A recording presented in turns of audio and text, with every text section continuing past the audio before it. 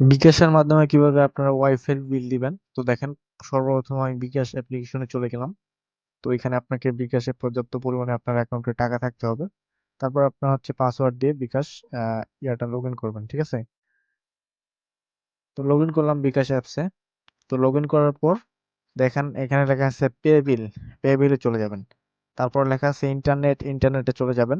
তারপর আপনার যেই প্রতিষ্ঠান থেকে আপনি কানেকশন নিছেন সেই প্রতিষ্ঠানের নাম এখানে সিলেক্ট করবেন। দেখেন আমারটা হচ্ছে এইচ এন্ড টেলিকম। তারপর হচ্ছে এটা কোন মাসের বিল দিবেন আপনারা দেখেন। আমি বিল দিব হচ্ছে জানুয়ারির 25 সালের জানুয়ারি মাসের বিল দিব। তারপর হচ্ছে আপনার আইডি নাম্বারটা দিবেন, ঠিক আছে? আমারটা হচ্ছে, আমি আমার আইডিটা দিচ্ছি। আইডি নাম্বারটা দেওয়া হয়ে গেলে আপনি দেখেন পে বিল করতে এগিয়ে যান, এখানে ক্লিক করবেন। তো এখানে ক্লিক করার পর দেখেন এখানে অটোমেটিকলি 525 টাকা আপনার অ্যাকাউন্ট থেকে কেটে নেওয়া হবে। দেখেন এখানে দেখেন লেখা আছে সবকিছু, এবং আপনার ইউজার আইডির নামটা এখানে শো হবে। দেখেন লেখা আছে ডায়মন্ড, আমার নামটা লেখা আছে। দেন আমার আইডি নাম্বারটা ঠিক আছে কিনা এটা এখান থেকে আপনারা বুঝতে পারবেন, অ্যাকাউন্ট নামটা দেখি, বুঝতে পারছেন? তো দেখেন এখন আমরা 525 টাকা এখানে জানুয়ারি মাসে বিল দিব। তো দেখেন আমরা জাস্ট পরের ধাপে ক্লিক করব। পরের ধাপে ক্লিক করার পর কাস্টমার আইডিটা ঠিক আছে কিনা একটু দেখে নিচ্ছি।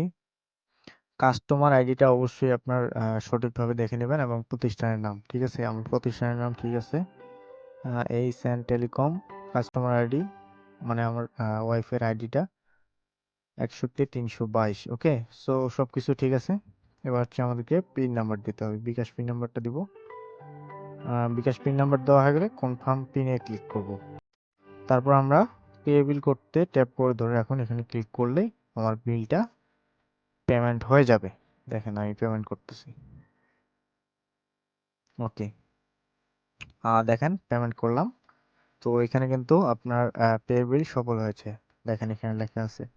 ওকে, আমি বিল দিয়েছি কিন্তু জানুয়ারি মাসের বিল দিয়েছি।